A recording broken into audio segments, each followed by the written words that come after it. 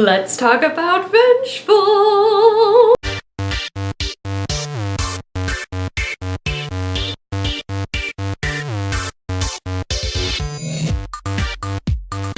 Vengeful by V.E. Schwab is the sequel to Vicious by V.E. Schwab, which got a cover redesign after I bought the book, so what are you gonna do? And the way this video is gonna work is I'm gonna talk for a minute, give a spoiler-free review, and then I'm gonna give you a really big warning that spoilers are about to start, and I'm gonna spoil the hell out of this book because I have a lot of feelings. So let's start with the spoiler-free part. However, there will be lots of spoilers for Vicious. So if you haven't read Vicious yet and you don't want to be spoiled, don't watch any of this. I absolutely loved Vicious.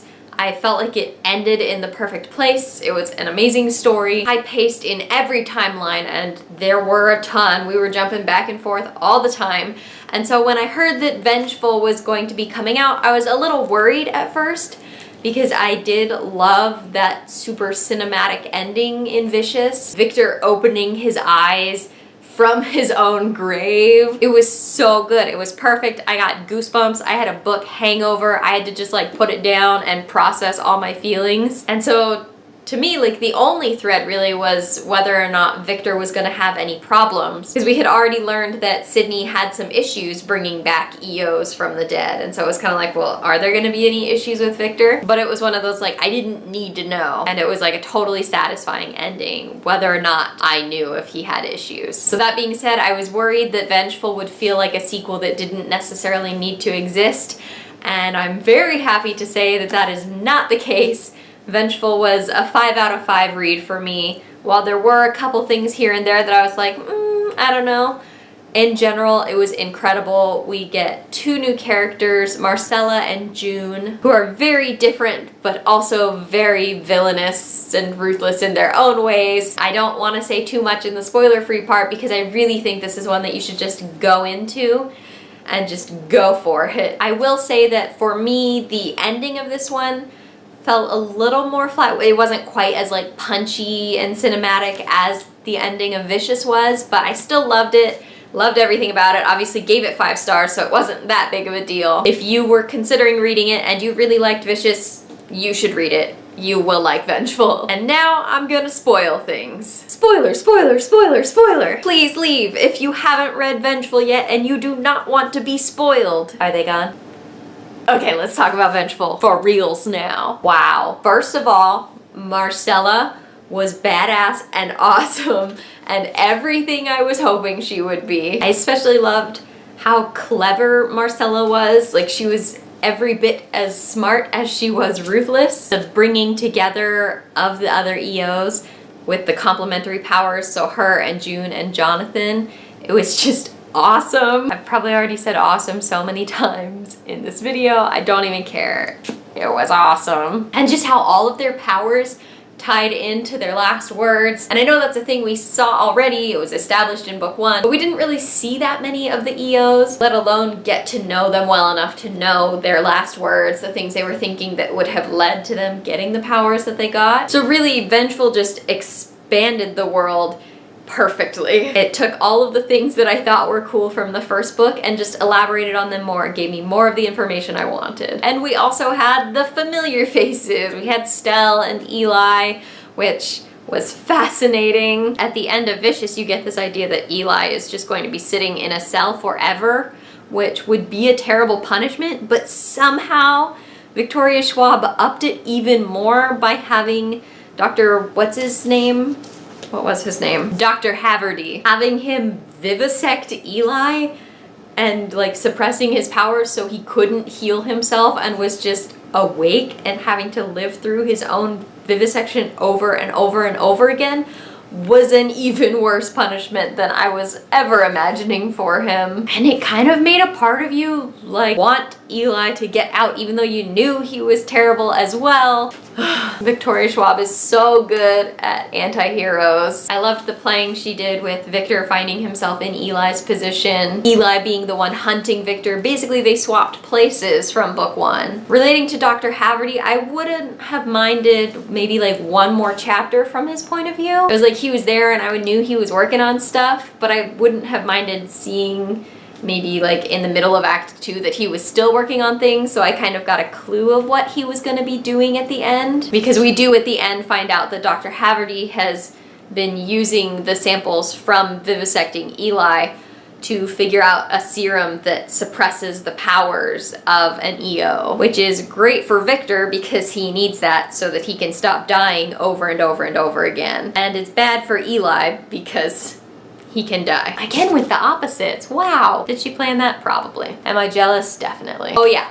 If you're just watching this to find out what happens, there are complications with Victor. He finds himself like he's alive again, but his powers keep going out of control and killing him again and again and again. So he's dying for a few minutes at a time, and it's getting worse and worse until presumably he will eventually die from it. But we have Dr. Haverty now. Ayo. Morally ambiguous, sketchy doctors. We of course have Sydney back in the book.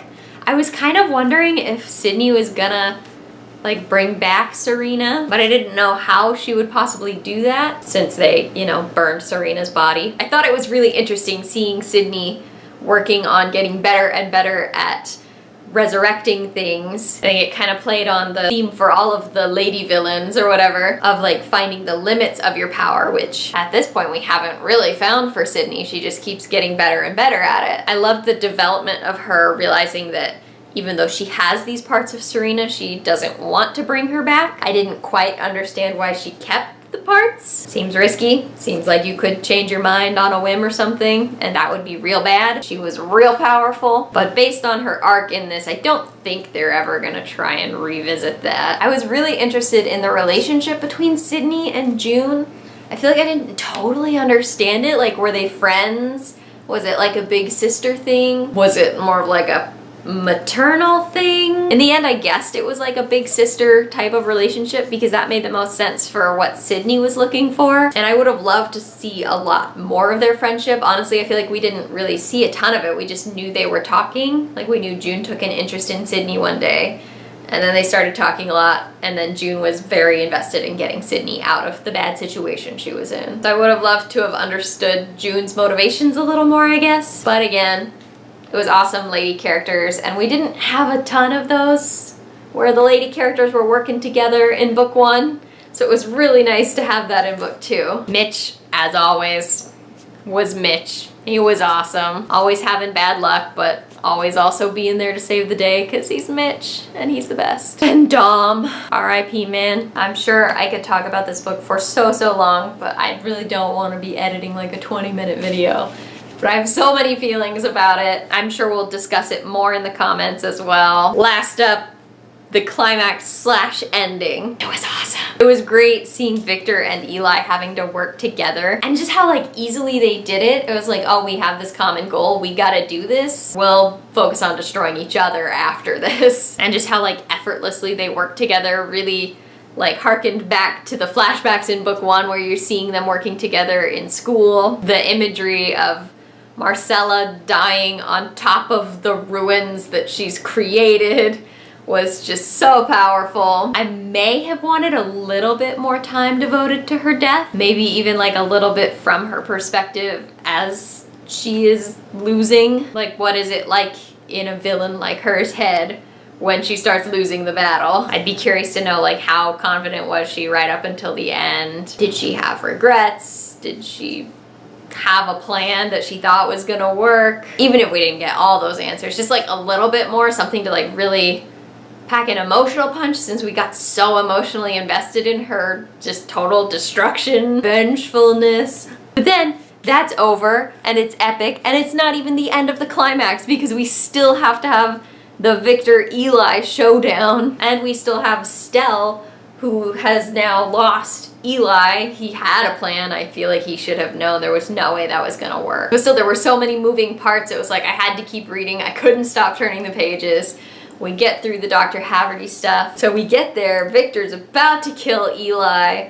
They're having their enemies moment, and Sydney kills Eli, which I loved, but also like, wow, was amazing because it was just like her getting rid of the thing that causes her all the fear and gives her all the bad dreams, but like also her killing him kind of took Victor's life mission from him. I would have been interested to see more of like how Victor feels about that. And maybe if there's a book 3, we will get to see that. So the last part of the book was called Exodus, and it was the only part that I had like mixed emotions about. When I first finished the book, it was kind of like, really? Like, that's it? Like, after all they've been through, they are all now going to go their separate ways. But I thought about it for a little bit, and it felt like a real ending. It felt like what would have happened. I was just disappointed because I liked them all together so much. So in the end, during the Exodus part, Victor has stolen all the research on the EO suppressing drugs and has taken it and is kind of gonna presumably try and figure out how to make more of it so that he can keep surviving. He kills Stella and is on the run now from the EON organization. Sydney and Mitch are together with the dog.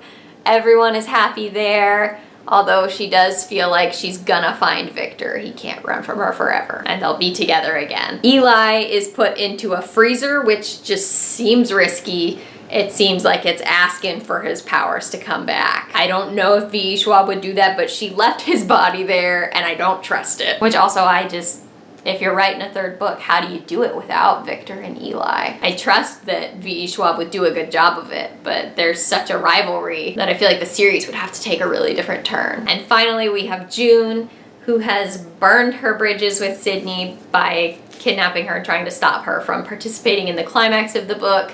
So they don't have that connection anymore. She goes into EON, erases all the files of herself, spends a couple minutes wearing her own body again, and then puts on a new body and keeps going, drives off into the distance. So you've got the 3 of them just kind of, if it was a movie, they would all be on there driving in different directions, probably. Overall, the ending of this one, I still felt like there were a lot more threads left open. Like in Vicious, it very much felt finished, while this one, it feels like finished, question mark? Because it's like, we've got, are Sydney and June gonna make up? They had this really strong relationship. We've got, is Victor gonna figure out how to stop dying? What is EON gonna be doing now that they're hunting down Victor and they've been like broken into a ton? And we know that Rios is an EO, but I don't think she was caught. I don't remember her being caught, so she's still in there. She was kind of Stella's like second in command, so is she in charge now? In the aftermath of Marcela, has